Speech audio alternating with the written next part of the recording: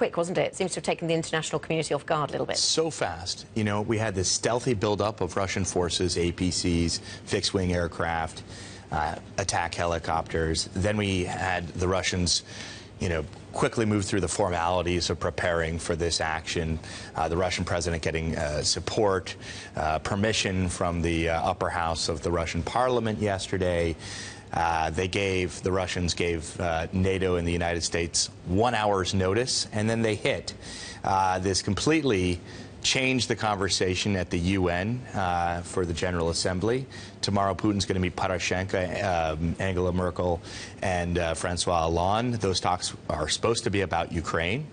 I can't imagine how those four will get together without Angela Merkel and Hollande wanting to talk about Syria now.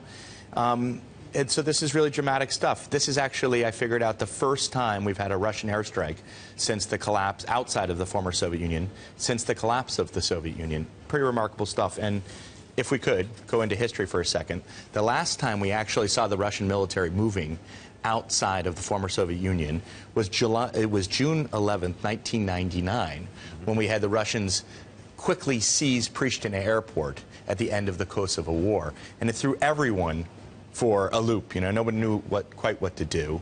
That was resolved quickly, but the Russian military is very different now from what it was then. And of course, that was Boris Yeltsin. Now we're dealing with Vladimir Putin. And this is a larger problem for the West.